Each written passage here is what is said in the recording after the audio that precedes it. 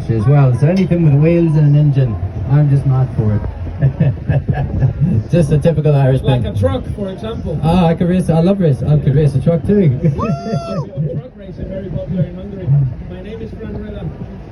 I am a racing driver from Spain, also competing in WEC and in ELMS. So I've raced here many times, Carl. I mean, the qualifying was amazing. I wasn't expecting the Ferrari to be there, and also unexpected. But this track always delivered. I knew it was going to be very tight because it's a very short track, and the drivers are pushing the limits. You can see we're just turning into turn one. Yeah. Tomorrow in the race, this will be one of the best corners to watch, because if you see behind, the lights are very far. There's a lot of time to go racing here. Oh, big time. And I thought that little sprinkle of rain was going to change it all forever for a lot of people, because, what strategy, if the rain came down, what would you do?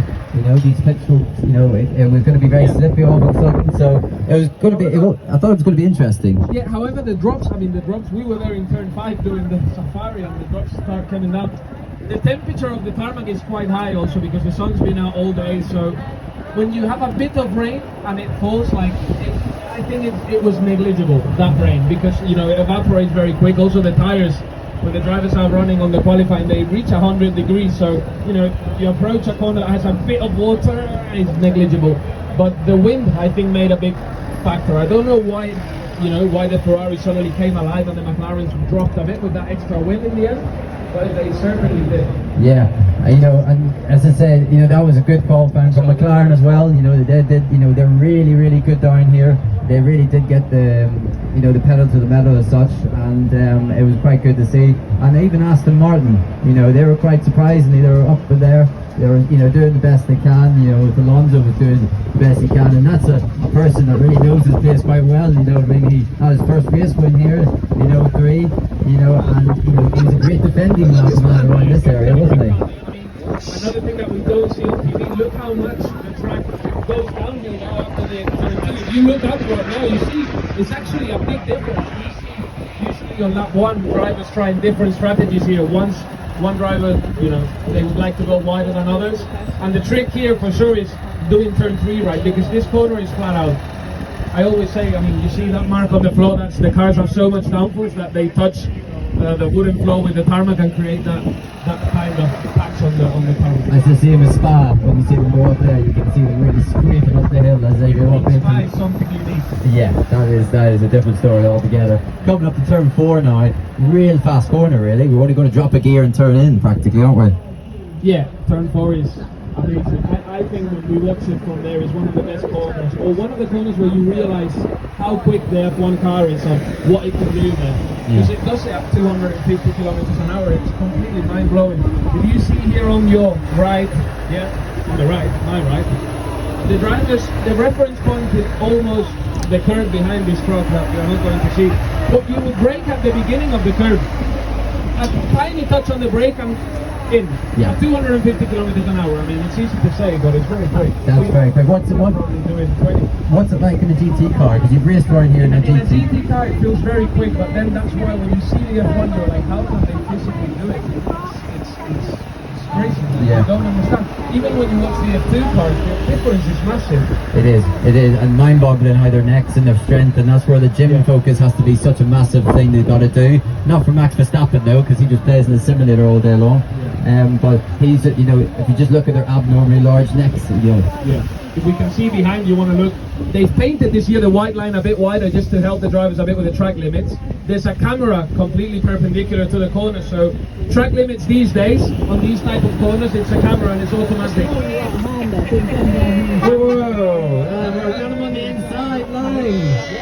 What did the truck drivers have for lunch? Yeah, probably a big Red Bull. Yeah, you wouldn't see this overtaking an F1 car, unfortunately, because there's no space here. Well, we did see Alonso and Schumacher do it in 03, where Alonso went around the outside there. That was pretty. That was amazing. That was on the wet. Yeah. And unfortunately now the cars are a lot bigger.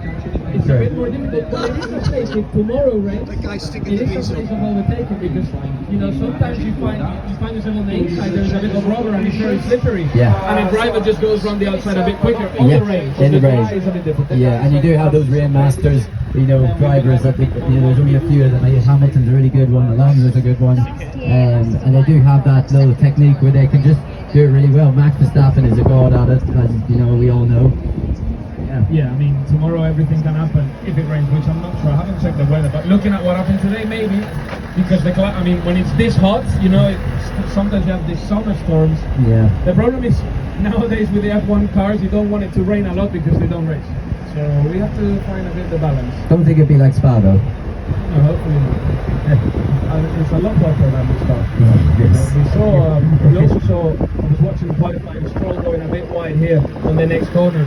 As you can see, I mean, these corners are pretty high speed and it's quite narrow. But you can't afford to put your wheel, as you see now on the exit of this corner, you can see the AstroTurf.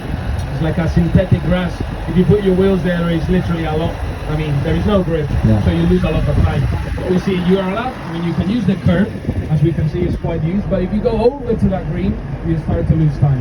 Yeah, it's really important to get the right line through here, Fran, isn't it? You know what I mean? As I say, you can go in way too quick, and you end up losing time on the exit. After watching qualifying, if 5 drivers are in 1/10, I think if you're 1 centimeter off the apex in one corner, that's the difference of being P1. It's just incredible. Yeah.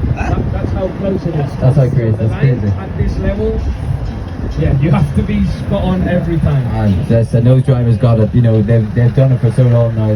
They're so better, and as well the cars are so made up for it as well, setup wise. You know, some fair play. I mean, another interesting corner, another challenging corner. It's a bit like turn 4. A dab on the brake, and just send it in. Again, it's very similar speed, 250, I think, from what I've been watching. Yeah. Wow. And again, what you need to be careful with is the exit curve. Again, you can do track limits. That's why you have the blue line. You probably have an automatic camera. The good thing here is, yeah, you can afford to go wide because you're going to lose time, but you're not going to crash because it's tarmac. But we've seen I've seen a lot of high-speed spins in this corner. So tomorrow in the race is probably a corner that you have to watch out. Well, that's the thing. They do carry a lot of speed right there. You know what I mean? And just for that bit of concrete on the right-hand side of me there, it does really help, doesn't it? You know what I mean? That they can have that opportunity if they do need a spin. And they're going for a lot. Look at that. The track's like on the right hand side there.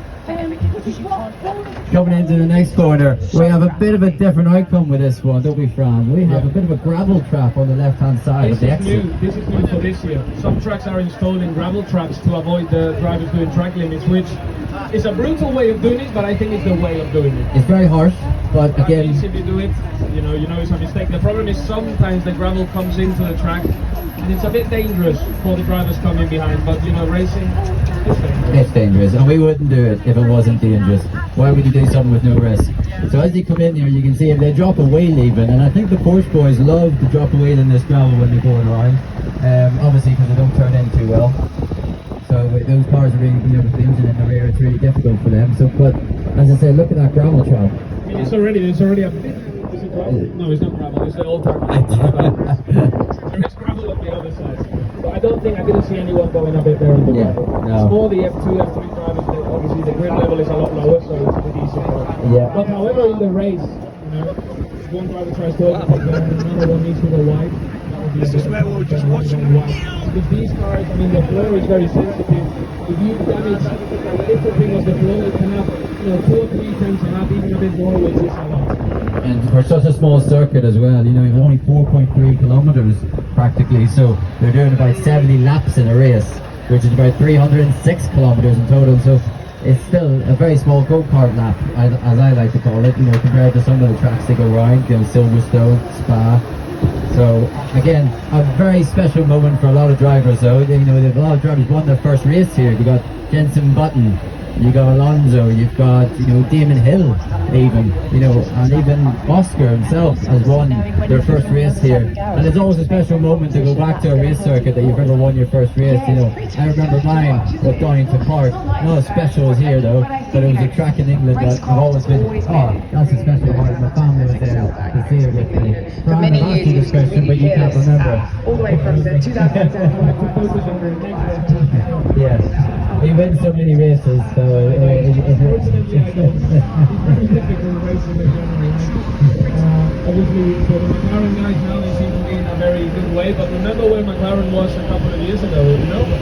Everything is difficult, but in racing, they always say you suffer more than you yeah, I get it. You're too modest, Brian. You're too modest. So coming into the paddock here, This will be going to the FIA part for me, just to check. They have some laser analysis, so they check the whole car, they weigh, and they see that everything is legal, which probably is, you know. you like to hope so, anyway. That's Alonso's, yeah, Alonso's. I mean, they're doing a great job. Well done. Good lads, yeah. Yes. And those mechanics, just to cut my hat off to them, I tell you, they're the hardest working boys are in this place.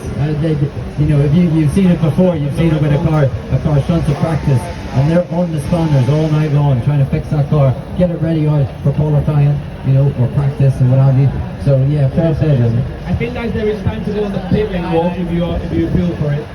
You can see obviously a bit of the cars and what goes on behind the scenes there in the docks. Obviously a lot of work to prep the cars again for tomorrow's race.